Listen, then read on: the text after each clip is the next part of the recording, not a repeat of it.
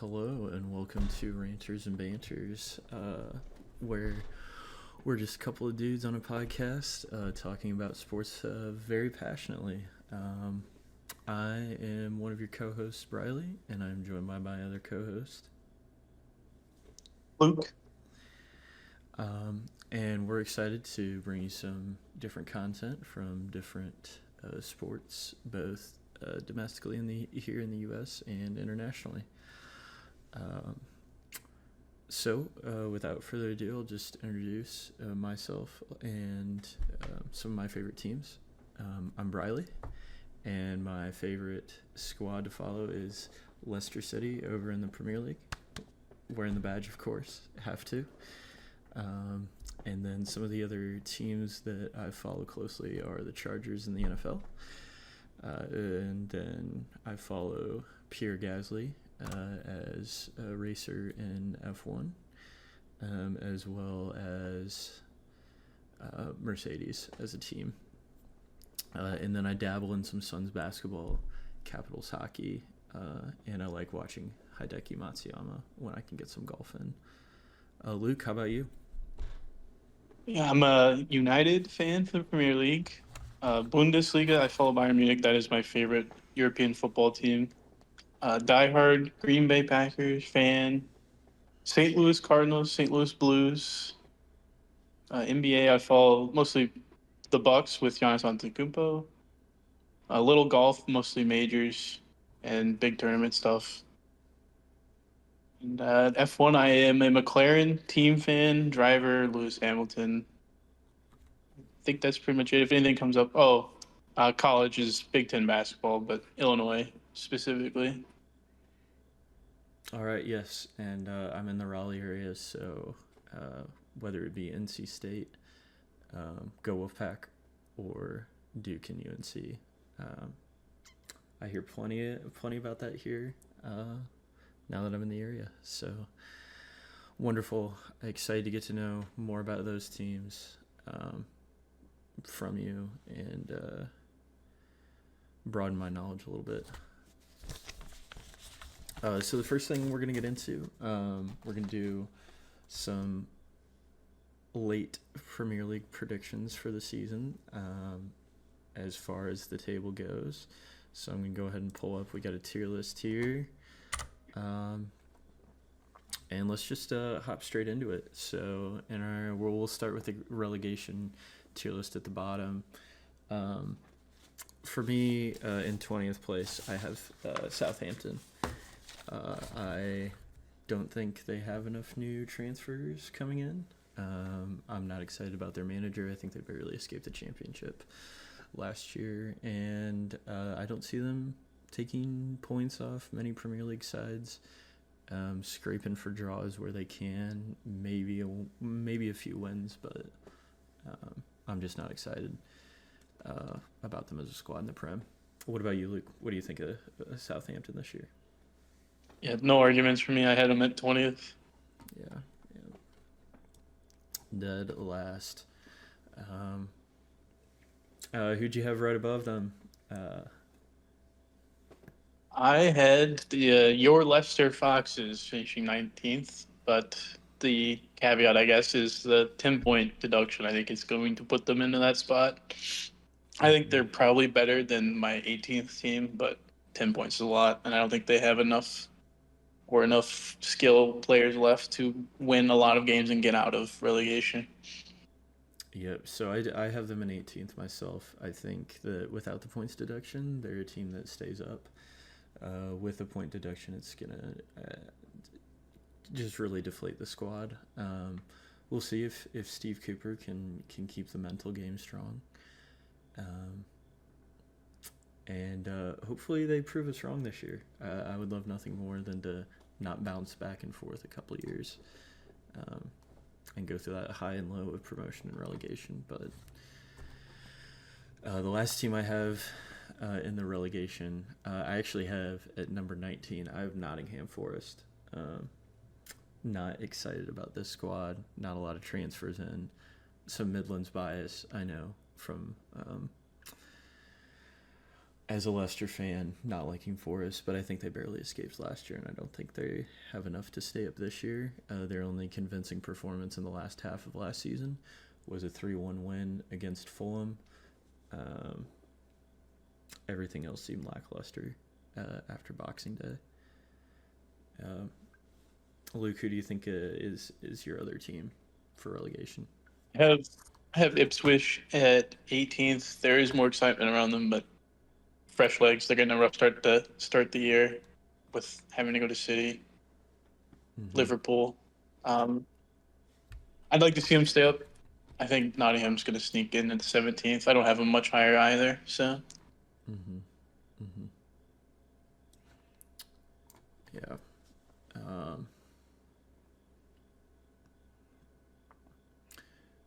All right. Well, as much as I wanna say it, I think one of these two teams has to go up and one of them has to go down. I'm not crazy about Forest though, because they're 19th for me, but I'm gonna say maybe there's a little too much bias there, and I'll put them as our number 17. Just barely staying up. Although I think McKenna's side can not easily do that, but I think that if they fight and scrap enough, they'll stick in there. Above them, I have Wolves. Again, their departures heavily outweigh their arrivals. They haven't been big spenders in the transfer window when I think they've lost several key players in the last couple seasons. They're kind of hanging around that higher mid-table for a little bit. And now I think they've just cemented themselves as a lower mid-table team without bringing anything in. And they haven't had any convincing results since getting beat by Coventry in the FA Cup last season. And I mean, Coventry finished 9th in the Championship last year, so to get beat by that squad and then kind of get tossed around in the league the rest of the year, I think they were lucky to be able to hold on to what they have, and I don't think they're bringing much momentum into this season. Would you agree with that? Yeah, I actually have Fulham. I have Fulham in that spot, but Wolves have nothing better going on for them. So, no notes. Yeah. Fulham, if we go straight into them here, they lost too many significant pieces. Added Smith Rowe, who's like a streaky player. You'll get what you get out of him. They're both mids, interchangeably the same level. Yeah, that Paulinho departure was pretty huge, and that's the second big player they've lost in 2 seasons, similar to the Wolves. I think Smith Rowe does maybe add a level. I say, but then I rewatched that United and Fulham game today, and I gotta say there was not a lot of excitement in his play the first game of the season, so we'll see if he settles in with the squad. But they do have a fairly easy schedule early on in the season, so I think if they can get off to a roll and a strong start with some points there, they could keep ahead in that lower mid-table. But I also do have them in that lower mid-table. I have Everton in lower mid-table as well. I want to put them in relegation, but I don't think that's... they had a good recovery last year with their points deduction, which does give me a little hope for Leicester. I won't lie. But they've just perpetually been a lower mid-table team for a bit now, and I don't see them moving anywhere. Pickford's still great, but they lost Onana, didn't bring any exciting transfers in that really pop out to me. And once again, I think it'll be Pickford, their best player, yelling at everybody else on the pitch because they're underperforming. Do you share my sentiments on Everton, or what do you think about them? How sweet would it be if they got relegated with a new stadium just right away? Oh, let me tell you what, it'll be a celebration, certainly. But yes, I agree. Pickford's stuck on a purgatory team, honestly. No help in front of him. Losing Onana obviously doesn't help either. and that's coming from a squad that already had a lot of, well, no names. Mm-hmm. Mm-hmm. Yep. So I think they're safely in the lower mid table, and then the last one for me is I know it might be a contention point, but Crystal Palace. I had them pretty low. I think they overperformed last season. Um, they lost Aline. They don't have any other exciting new arrivals. And I think they just kind of coasted at the end of the season. Got lucky with some teams that weren't really trying to play super hard. And that's what led to their higher mid-table result. But Luke, what do you think of the squad? I'm actually a lot higher on Crystal than you are. I think they'll Mm-hmm. be able to start pretty hot with ET, and then they have like a 5 game home stretch here to start the year anyway. You could Mm-hmm. get all your points right now and stay ahead. Not too many tough matchups looking at it. Yeah. So if you would have them at the maybe 11 or 12 spot, then or even 10th, who would you put in the lower mid table instead? I have in my lowers, I have Bournemouth, and it's Mm-hmm. because I was unsure of what that team would look like playing on the field. Yeah. So for me, they're big spenders for a mid table team. A lot of transfer activity for them. And they brought in a lot of individual talent, but can that individual talent um, will it have enough cohesion to really um, start um,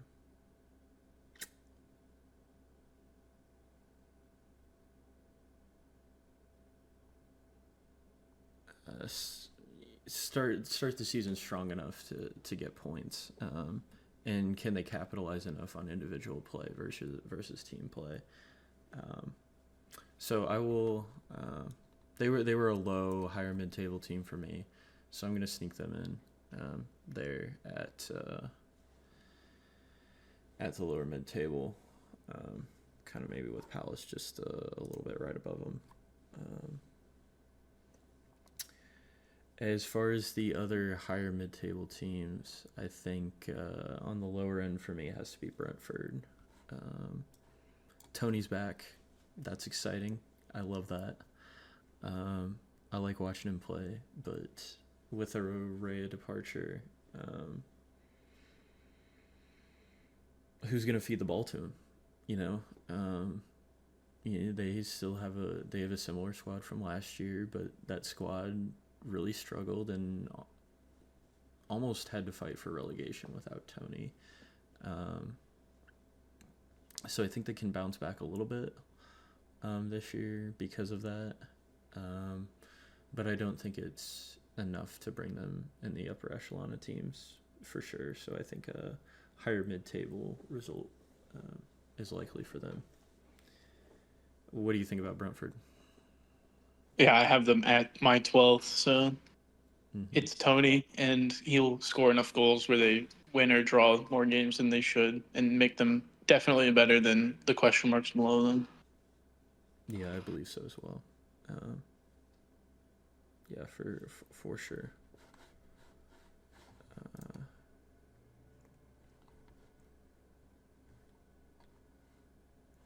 and then we have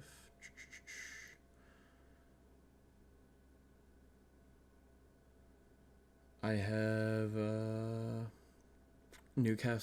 Newcastle on higher mid table, kind of right up there too. I'm not excited about this squad. Trippier says he wants to leave. You got some of your key players that they brought in that really had that good season a couple years ago. They're all leaving and wanting out, and I don't think that's good. A good sign for the squad. They're not spending money. They have the money. Uh, you know, we give them a lot of shit for being an oil team, but that oil money's not being spent. And and so they're just gonna fall back to where they were before in the mid table, and I don't see them going anywhere this season. What do you think? Yeah, I have Newcastle almost in the exact same spot. I have them and Brighton swap between us. We'll probably get into them in a second. But yeah, no new additions. They're an oil money team, and I don't know if their most exciting player is Gordon or not, but I don't know. They just don't do anything. Not exciting. Nothing to brag about, but not bad. Not as bad as anybody below them. So they'll just be stuck in mid. I don't think they can get back into European football without making some significant transfers. Yeah, yeah. Um, I feel the same way, and so yeah, we'll put them just behind Palace, I think, and then for me, another team that I see in the lower mid table there is probably West Ham. I like West Ham. I think Kilman and Somerville are great additions. But Somerville is untested at a higher level of play. Like, he did tear the championship up last year. I mean, there was a lot of great banter between Leeds and Leicester fans last season. And I can't tell you how sweet it was to rub it in their faces at the end of last season and into this offseason that we went up and they didn't. But it did leave a few individual players like Somerville really needing more, and I'm glad that he got that promotion to West Ham. I just don't think that they can take the step up against any of the squads above them and crack it into Europa Conference or Europa League this year. Definitely not challenge for top 4. I agree with that. Somerville is probably in a better spot now, but their defense is a little better than some of these other high mid-table teams, but Yeah. nothing to brag about taking in European football or anything like that. They'd be squeaking in if they do because another good team is playing really bad. Yeah, and if that defense can shut down some of these mid-table squads and save, a draw or even a win, that could translate into some big points for them. Absolutely. The last team I have in higher mid-table is Brighton. I don't think they fell off a little bit last season from the season before as well. Matoma really needs to prove himself this season for me. He really fell off last season, and that affected them quite a bit. But I think if they can play through him, he gets his confidence back. That he'll be a major threat to some of the bigger teams, not just the mid and lower table. But I think he's got to find that magic again for me.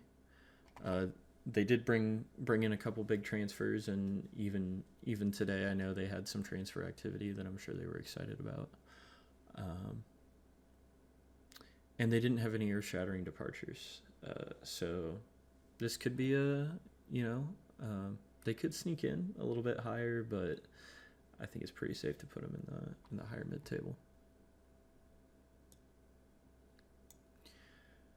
Yeah, I agree. And like Matoma playing this year is going to help because last year he spent some time hurt, and they had bigger departures last year with like McAllister. So this season it could be better just because Matoma plays, but I don't think they're going to be shocking people because I think they know. Well, the teams above them know what they're going to get into when they go to Brighton Albion. Mm-hmm. Yeah, certainly. And so that brings us to Europa Conference League 7th. And for me, that is Tottenham Hotspurs. I think that they don't quite have what it takes to crack Europa League.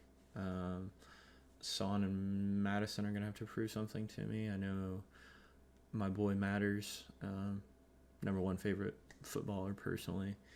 He was hurt last season. Him and Son didn't really catch that link like they wanted to. Maybe a complete season will do it for them.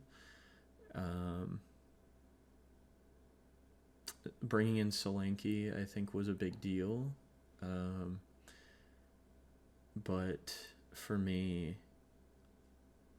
they needed some, at least one or two signings in their back four, not just their offense. Like I think their offense can produce. I think it's proven that it can produce. I was more worried about shutting down teams defensively because they can't get into a shootout every game and expect to win it. Who do you have in Europa Conference League?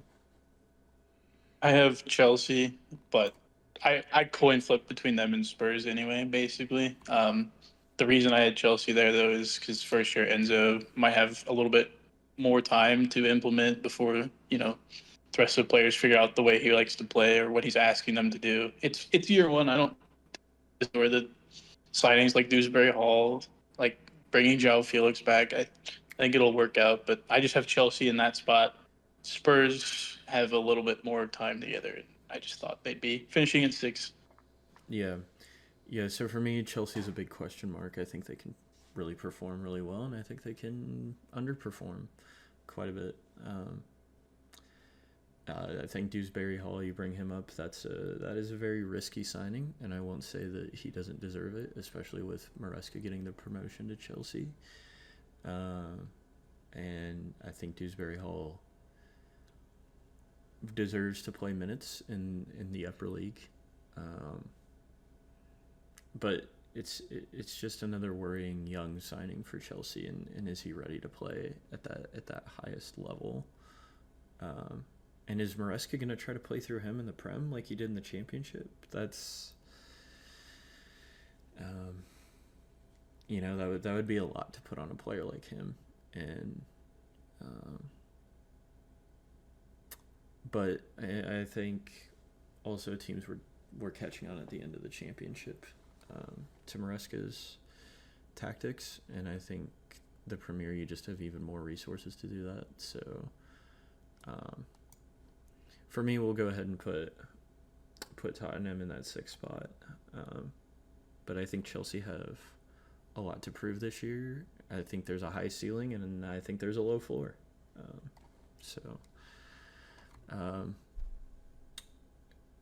Our other Europa League team, I think we agree on this. But Aston Villa.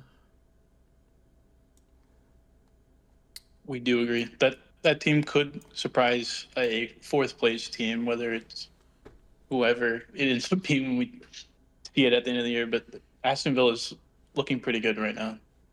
Yeah, I would agree.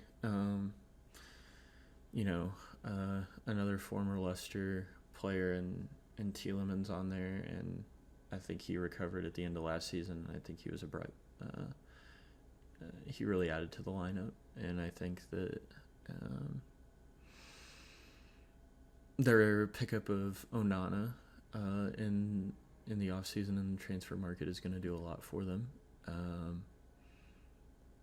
I don't think it's enough to cross the threshold in the Champions League this year, but if they keep it consistent and maybe play for the team above them to make some mistakes, then I think they might be all right. But they're going to need every point they can get, and I just don't think they can go toe-to-toe with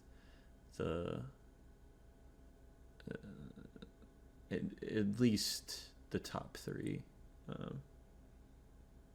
this year. So speaking of, let's look at our 4th place team out of who we have left here. I think we might have different answers here, but let me know what you think. Yeah, no, I have Liverpool in 4th. Mm-hmm.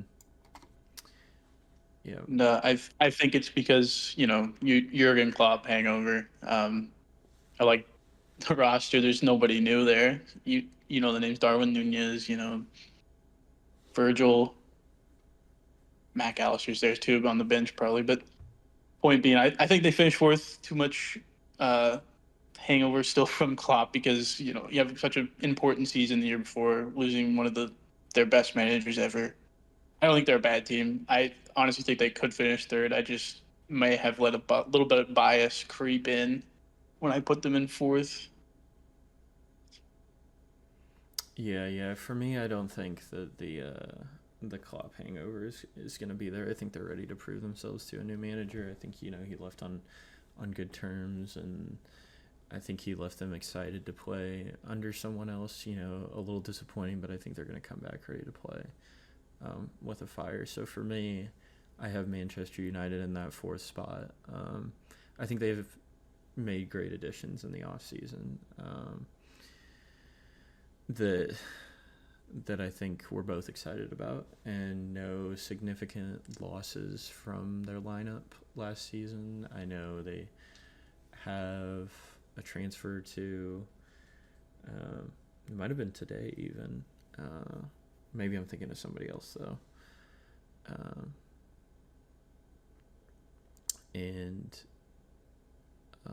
But I think they can easily find 9 to 12 more points than they did last season. And I think they sneak into that fourth spot for me. But I think Liverpool still have the edge until they prove me wrong. So that leaves 2 left. One of these has to be the champions. Who is it for you, Luke?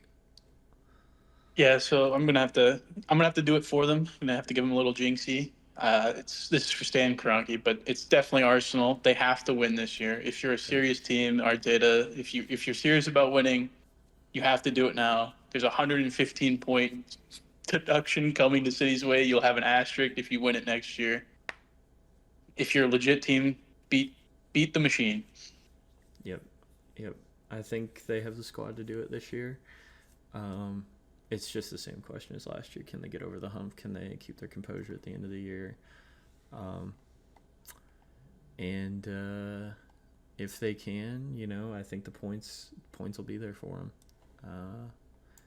That'll put City in second. And, I think there's plenty to be excited about with City. Gundogan, they brought him back today. Haaland's looking just as good as he's been in the past, and I think they're very serious title contenders. But I think it's a little bit more of a two-way race than it was last year. Liverpool kind of had the challenge, but I think the third, fourth, and fifth might be a little closer this year, and the top two will set themselves apart. Yeah, I agree. I think these from Villa up is definitely the top 5, and I think City and Arsenal are leagues ahead of third and fourth. Yeah, absolutely. All right, so that'll wrap up our predictions for the Premier League this season. And I want to talk just briefly about Leicester's last game and a little. Then we'll go over the Man United and Fulham game as well, and just that way preview a little bit for Leicester's game against Fulham tomorrow morning, or this morning, I guess, when this podcast will be released. So, what I liked about Leicester City's game against Tottenham, I love the second half. I thought the first half was pretty bad. I think any Foxes fan will agree that the first 30 minutes was abysmal. We played on the back foot, but Cooper got them refocused in the locker room at halftime, and they brought a lot more aggression, had a lot more crosses into the box, put some shots on and on target. Still didn't keep the possession as much as we needed to.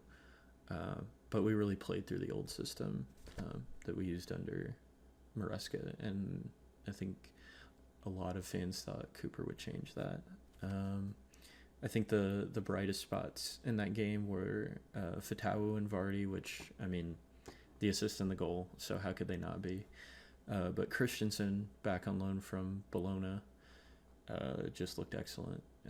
And he's been playing at a higher level the past year, and I think that's really showed, and he's going to need to bring that experience into the back four for the remainder of the season. Um, I thought McAteer looked really good when he was brought on. Foss, Justin, Vestergaard all looked solid defensively. It'll be interesting to see what impact Skip will have when he's if he's brought in to replace Ndidi or Winks. Now that we've got him signed, but from Steve Cooper's interview yesterday morning, it doesn't sound like there'll be too many changes to the lineup, if any. So I wouldn't be shocked if he either is a late sub or they kind of let him settle in this week and then bring him in. But he is available for that game. Best part of that game, though, for me was definitely, I mean, how could you not love the intensity from Jamie Vardy after he scored, and then, going off the pitch, the 1-0 and the point to the badge, giving it to the Spurs fans on his way out, and mouthing a little, just a little fuck you to Romero there, as well, was just the icing on the cake for a first Leicester game back in the King Power, and stealing a point off what we consider a top 5 or 6 team is a pretty big deal. So definitely, if we play the second half going into Fulham, I'd have a lot of excitement for that. Luke, did you enjoy watching Vardy slam that Red Bull coming out in the second half and giving it to the Spurs? I mean, how can you not, right? I did. Oh yeah. And I'll turn it over to you and let you talk about United and Fulham just briefly. Yeah, so they played Saturday morning, I think, at this point, last Saturday. They had the Friday game, I think. Kicked it off on Friday by themselves. Yep. Yes, that's right. 3 p.m. It was honestly pretty drab. I wasn't happy with a lot of the first half. I don't like a strikerless Man United. I know they were waiting for injuries, waiting for Xerxes' fitness.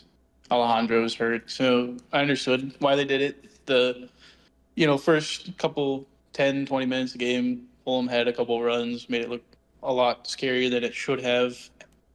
Followed that with a 65th minute sub for Alejandro Xerxes coming on for, I think it was Ahmad and Mason Mount. And later on, Xerxes was able to turn that substitution into a threat score from assist on one of the, I think it was bottom post of camera on that side and in the middle of the box right over the keeper. So can't be too mad about that. I don't know what else to say about Fulham. They did not look good.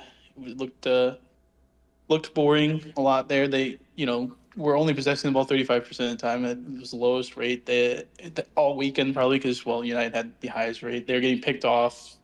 I think there was 9 interceptions in that game. Yeah, just not looking good for Fulham. I won't lie. I'm not sure what else they can be excited about, though, especially going to like Old Trafford on a game like that.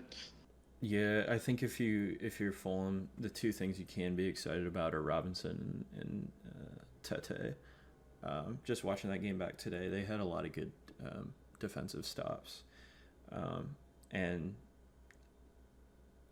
that is against a Man United team that's not completely performing up to their potential.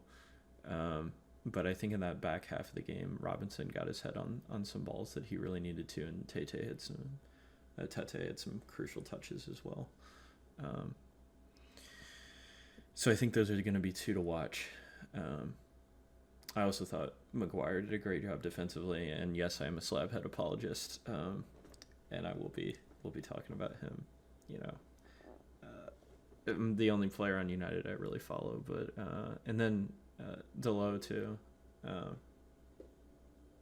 I thought he had a great game defensively, and I think if Fernandes finishes a few more chances for United, and I think Garnacho was a big influence when he was brought on too. But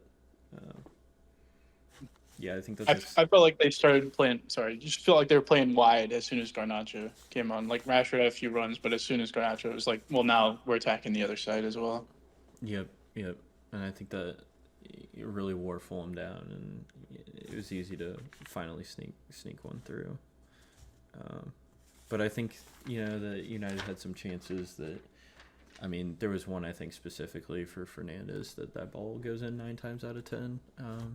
Just played it right into the keeper for some reason, but that happened. So luckily it wasn't a game where they really needed that goal. So all right, There will be. oh yeah, there will be. Yeah, absolutely. Any final thoughts on that before we move to predictions for this week? Just Mason Mount needs to finish those two. It was Fernandes, but like we're having a lot of open looks. Can't whiff. Can't whiff. Yeah, yeah. Mason Mount with one of the 2 yellow cards as well, and I think that was pretty early on in that game, so he had to play a little bit more carefully. Be interested to see if he gets a little more aggressive without that. And then, yeah, that Harry Maguire yellow was a little questionable for me.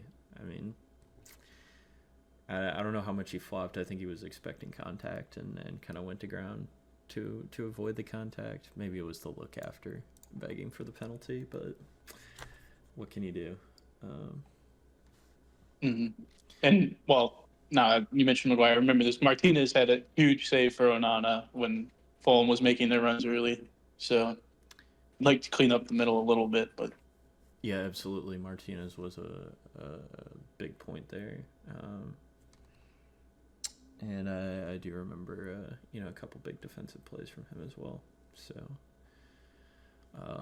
yeah, I think a lot of individual good plays for United. So once they put it together, they'll be just fine. All right, so let's go ahead and take a look at what we have for our predictions for match week 2. So we'll start with Brighton and Man United. Luke, I'll let you share your thoughts on this game first. What do you have as the final? I have this one as 1-0 for United. Mm-hmm. On the road going in, being able to score somehow. I don't know. Brighton has had the better tick, though, against United lately, so I would not be surprised if this is a draw or walking out of here with a loss. I'm high on week 1, so I had to pick them to win 1-0.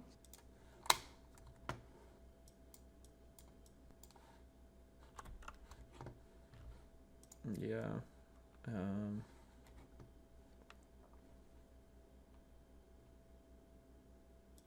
I can definitely...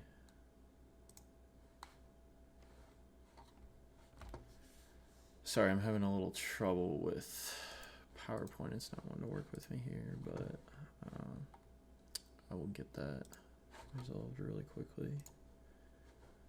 Get back on it. There we go. So 1-0 to United there. Perfect. And for me, it's a 1-1 draw. I think Brighton puts one in. And I think it's an early goal. Man United with a late equalizer, stealing a point off of them. But I think Brighton are coming off a pretty big win. They're coming back to an excited crowd. And I think United are facing a stronger defense than they were last game, although Fulham's defense did have their bright spots. But I think they'll wear them down the same that they did Fulham. So, I see a draw there. Palace and West Ham. For me, I'm going to give it 2-0 to West Ham. I think they looked pretty convincing with that late strike against... They looked pretty convincing against Villa outside of letting up that late strike in week 1. and I think they go into Palace with a lot of confidence that they can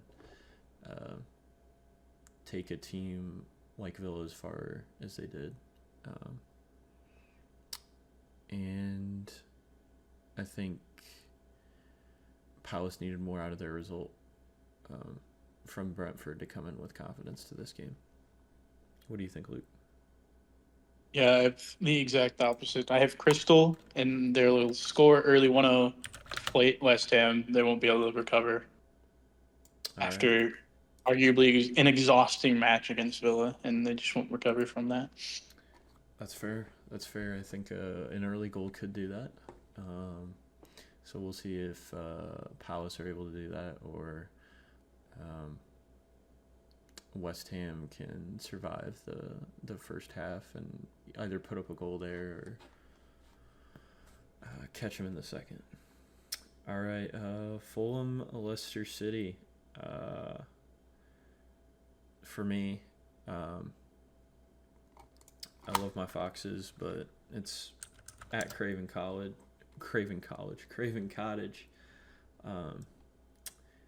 And I just see Fulham winning this one pretty handily. I think there are a lot of things to be excited about from week one for Leicester. And Fulham did struggle a little bit in week one, but I think they're going to want to come back really, really strong at home. And Fulham really did only lose off that late goal to United. I know that was some sloppy play. And if Leicester play like they did in the second half, I think Leicester really give them a run for their money. But I guess maybe Leicester have hurt me one too many times. So I was pretty happy with that result against Tottenham. So we'll see if we can carry it over. What do you think, Luke? I have 2-1 Leicester riding high off of a Tottenham game, or at home against Tottenham, but it just probably invigorates the squad. I'd like to see them go to Fulham and win. Fulham didn't show me anything that would scare me if you're Leicester either, and I think they would watch that and see the same thing. Yeah, I think, pretty good. I think if Leicester get an early goal, or if they scrape one together after letting up a very early goal and finding a couple in the second half, I think that's a possibility. And then, Vardy had not only his goal, but he had a second great chance that if he would bury that next game, I think we're just going to have to really capitalize on our opportunities. So we'll see if we can do that. City and Ipswich, I think we're both going to have the same thought, as will everybody else in the football world. How bad? Yeah, that's more the question. I have 4, but it could go worse. 4-0. 4. Yes, sir. Yeah. I think I want to see Ipswich score. I really do, but I think that's going to be very hard to do away from home against a City squad like this.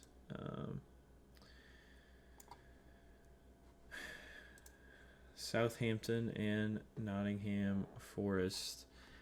For me, I think it's a Forest victory. I think Southampton are just not good enough. They're not ready to play at the highest level yet. Forest took a draw in week 1.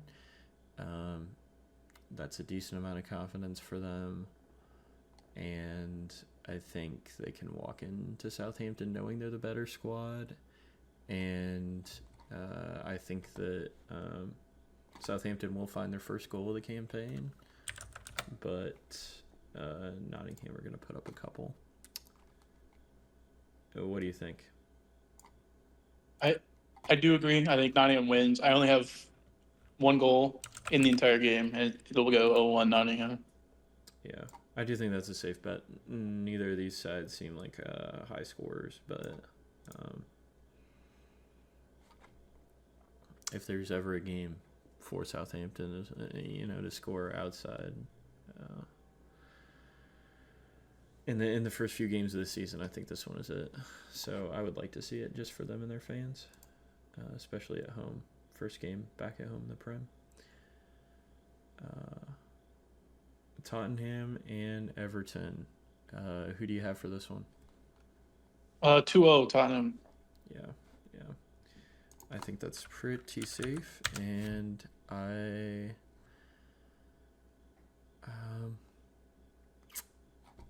gonna say that Everton managed to squeak one in somewhere, and that's just from watching Tottenham last game.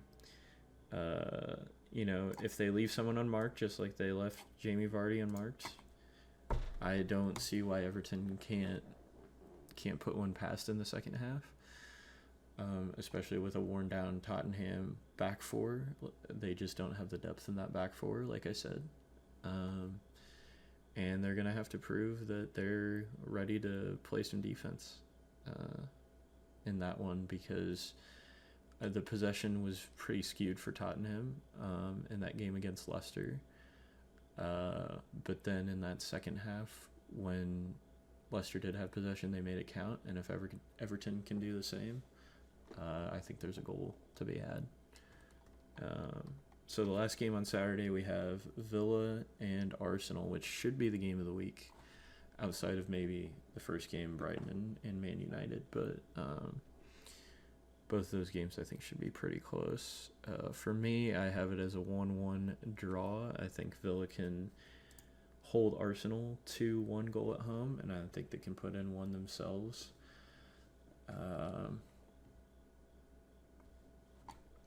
But it'll all be about shutting down Arsenal before they can get too close to the box, and I think that's possible with what they have.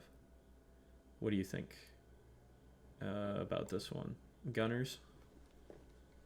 I do have Gunners. I don't disagree that I do think Villa is kind of the Arsenal kryptonite the last few years, but I have Gunners scoring late in a 1-2 game. All right. Well, if they're going to be serious champions, they're going to have to win this one. So I'm counting on it. Any stock in a late game hero for Arsenal that you think may put that one in? Just a big player. I don't know. Kai Havertz, Saka, somebody that's coming off a good game at Villa. Okay. All right. I'll take Havertz. If I'm going to pick one, I'm going to go Havertz. We know. All right, sick. It'll mark it down. Kai Havertz, late game winner. I'll make my bet and blame you if it doesn't hit. And Sunday we have Bournemouth and Newcastle as the first game. For me, I think this is going to be a very low-scoring game. I see one goal, and I see it being Newcastle's.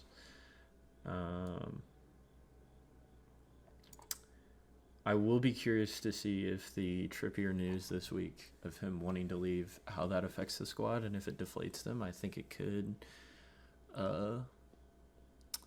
hurt the squad enough that they don't show up and perform well. We'll just see how that locker room is feeling. But I think this is a game that Newcastle has to win, personally, especially early on in the season, if they're going to prove that they're serious about trying to push for anything. And if not, they're just going to be a dismal mid-table team.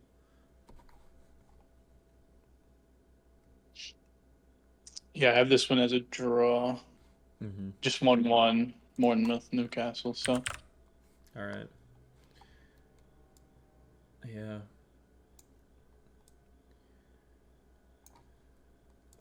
Wolves and Chelsea. Who do you have in this one?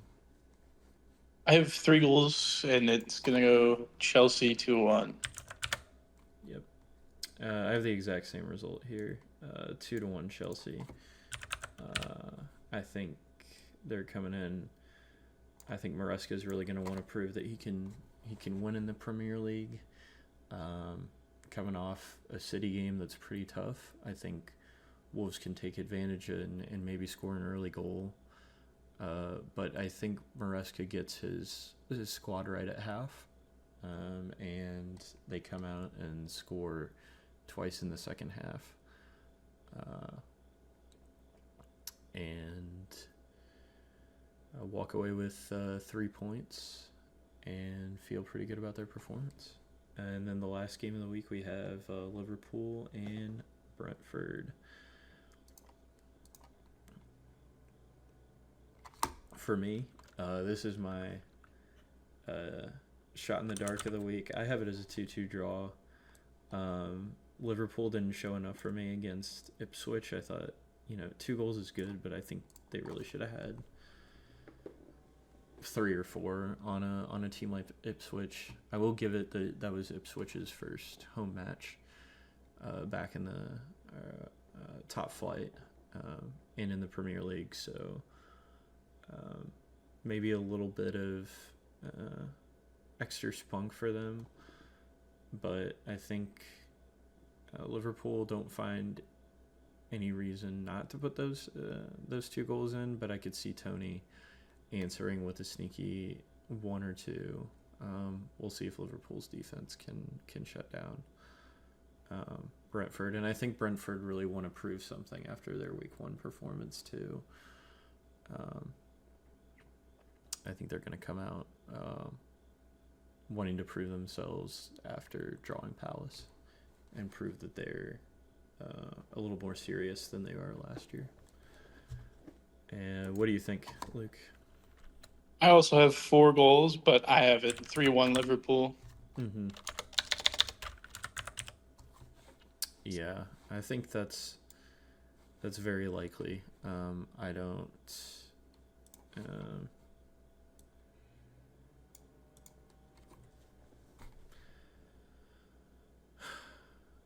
Liverpool definitely can find the back of the net, and at home, they're always scary to go and play. So, all right, well, that'll wrap up the predictions for this week. We'll check back in on Monday and see how we did and if there were any shocks. But I'm excited to watch some of the games this weekend. I'm gonna try to watch, I think, United, Leicester, hopefully that Villa and Arsenal game too. Yeah, that'll wrap up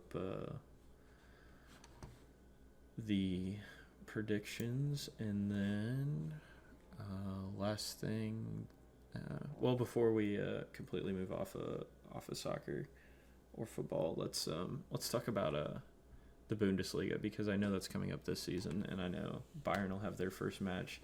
Who's Bayern playing this week?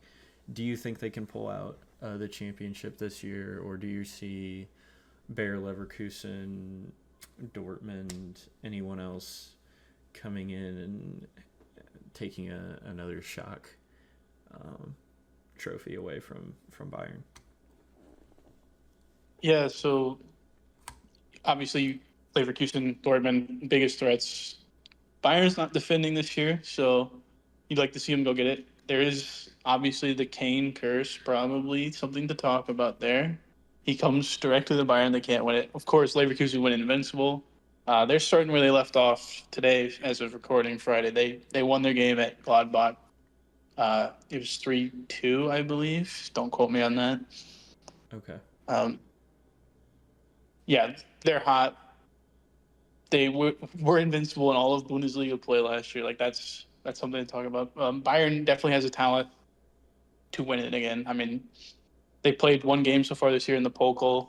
It was Ulm. They beat them 4-0. Kane scored. Mueller scored twice, and Koeman scored. So like the people who will score started already hot, and they're going into Wolfsburg on Sunday, and they have not lost at or to Wolfsburg in the last 4 matchups, with 1 draw at Wolfsburg. I think it was the 4th game ago now. So all of the games they play in Wolfsburg or in the recent memory have just gone Bayern's way. So I expect them to win. I would guess a good 2-goal game, 2-0. Nothing crazy. It's opening weekend for Bundesliga play. So Yeah, absolutely. And And you think they can take the title this year? I do. I think it'll get to a point at some point during the season where we'll know for sure, hey, Kane's got the curse, so it's never going to happen again until he's gone. But I think they got it. I don't worry about them. If they run into trouble again, it'll be in the midfield or the back, specifically keepers, because Neuer missed a lot of time last year, and they were just scrapping for minutes. Really, they didn't have any big, significant departures. Like Delay and Mazraoui went both to United, and they're replaceable. They have Alfonso anyway to play out wide, so he plays on the right wing back. So Mazraoui was expendable. Delight plays in the middle. They have plenty of middle defenders in the Kim, especially. Yeah, nothing too significant happened to them. They're in the right spot. They have the right roster. I think last year they might have a little bit of trouble putting it all together at the right time, and then Leverkusen just going straight invincible. That is just a lot of fun to watch, honestly. I don't expect them to go invincible again. I will say that'll be my bigger prediction. Leverkusen will get beaten. I think Bayern can beat them. All right. And I think Bayern will win, or Bayern will win the league again. All right. There you have it. It's wrapped up. Put a bow on it. All right. Well, we'll check back in with them, and I'm excited to hear more about them this season. Just because I don't, follow Bundesliga very closely, so it'll be interesting to learn about some of the other teams there, and of course, we'll be able to follow both, or we'll be able to follow them. Well, Man United also plays European football because of the FA Cup, right? They're in Europa League due to the FA Cup. You win the FA Cup, go straight to Europa. Right.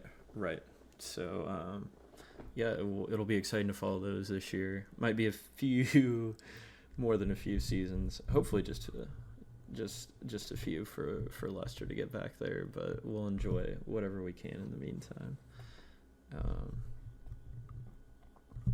And I think that'll wrap it up for football today. And then the last thing I want to touch on is the F1 race, which is the Dutch Grand Prix, and that will be on Sunday. How are we feeling about that race? Do you have a favorite to win it? I think it's got to be one of two types of cars here. I'm looking at the Ferrari. They're good on quick, shorter, more turdy tracks like Monaco. So a Ferrari, McLaren's the other one. They're just quick in general, and I think if I was going to pick a driver to win it, I'd bet on Leclerc or Piastri. Piastri's been the quicker McLaren driver the last few weeks out. I know there's some controversy of them, like swapping position now, so Norris should have won, whatever you want to say, but Piastri has been quicker lately and quicker in lead laps. There's only one driver who has yet to gain a position on a outlap first lap, and that's Norris. So if he's not pole, I don't expect him to finish in first place. So yeah, I like the Ferraris, I like the McLarens here at Zandervoort. All right. For me, I think you see Norris, Leclerc, and Verstappen on the podium. But I think that I would like to dream that Hamilton could maybe take a Verstappen out of the third place. But that Red Bull just has a lot to prove for me. And we'll see. We'll see if Verstappen can do it. But I'm not too high on him right now. After FP practices today, the quickest cars were the McLaren and the Mercedes. So, hey, there you have if you're it. betting on, yeah, Max is on there as well, but it's his home race. He's going to be quick. We have qualifying tomorrow for us, but today a day of recording. Yeah, and then just real quick, we'll do a favorite and a dark horse for both the drivers and the constructors. So we'll start with the drivers first. I think the safe option, obviously, for both of us would probably have to be Max, just with that large of a lead. So who do you think can take him out? Is there anybody that can? So my real dark horse, is probably Piastri. That's a long shot, but he is the quicker McLaren. I just said a few moments ago, but the point gap might be too much at this point, even for him to get into first place. Second, that's not out of the picture. Yeah, 7 wins, 9 podiums. Sheesh, that's hard to beat. I mean, Verstappen should win he's the favorite. If he's going to lose it, it would take a monumental effort from Piastri or Norris. But I like dark horse Piastri. Yeah. So for me, I think, I mean, I like Norris's odds, but if you want to talk about real dark horse, a Lewis Hamilton. I mean, how cool would it be? He's had a run of form here recently, and I guaranteed, maybe Russell's car was 1.5 kilos underweight, or 2, but I think Hamilton's in a very curious position where he's going to be racing his teammate hard in George Russell, because Hamilton has a lot to prove in that Mercedes, and if he actually does have one of, if not the best car towards the end of this season, I think Mercedes is going to want to run Russell in front, and I think Hamilton's going to say, hey, no way, like, let me go out on this high, and I think it'll be high stakes and high drama for that Mercedes team the rest of the season. And I think Drive to Survive is going to have a lot of great coverage between those two. We'll see if that's how it plays out, but that's my prediction. So as a team, the constructors, I think that's a lot closer than the drivers is, and I don't think it's safe to say that Red Bull will win it. So who do you have winning it, and why? Yeah, I know I said earlier, like, McLaren's my favorite team, but I don't even think it's a long shot to say that they are the favorite to win it. Perez has to score. He has not scored in, 5 races, I think, now, including 2 major wrecks using up all of Red Bull's budget. So they're taking grid penalties now if Max's car goes to the shit. So, it's really not that far-fetched to say McLaren is the favorite to win this. I think it'd be easy to say Red Bull could win it, but there's just not been any performances from Perez that, strike me as helping the team win. And McLaren and Piastri, with Piastri and Norris, will be finishing podiums, one of 2 or both, and it'll just keep closing the gap, because 25 to 18 is a lot of points, but 18 and 12 together to 25, it's closing the gap without a single point from Perez, of course. Yeah, absolutely. And I think I'm gonna have to agree with you. I think McLaren takes it, but I think Mercedes actually ends up in second. And I think Ferrari just falls apart in their normal fashion. How much does Sainz even want to be there at this point? I mean, how hard is he going to race the rest of the season? Leclerc, they're going to find some way to mess the strategy up in 2 or 3 of these races and cost him some insane points. So yeah, I think McLaren is a good choice for number 1. Maybe my hot take is Mercedes finishes second, and then Red Bull just directly behind them, in a tight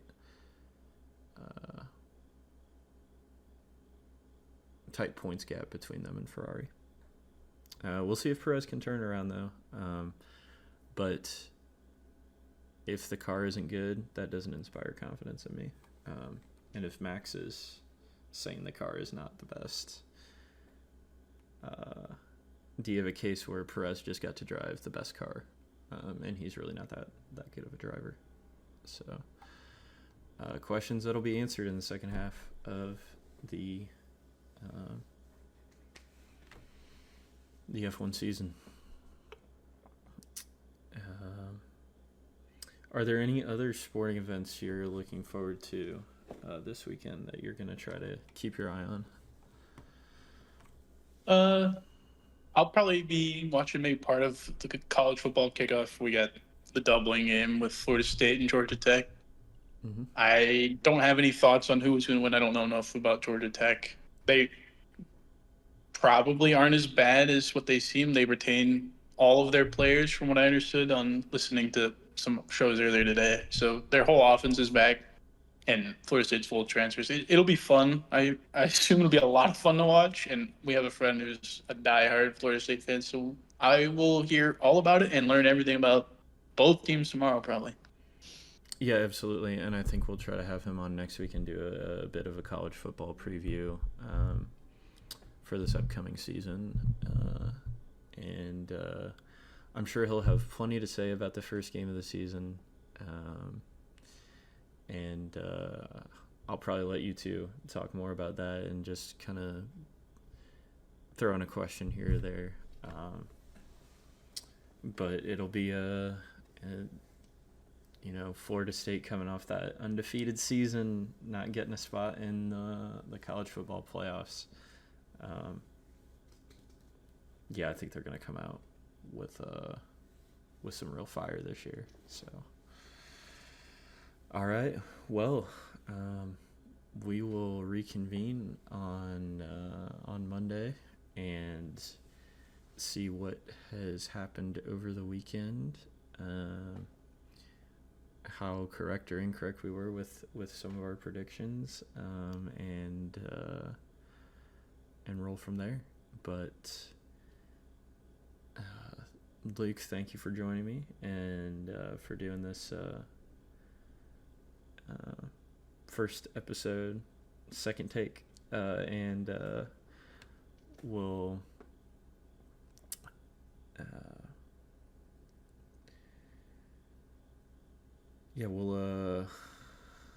looking forward to watching these matches and races over the weekend, and we'll see you Monday. So for Ranters and Banters, I'm Briley. And I'm Luke. And we'll see you on Monday.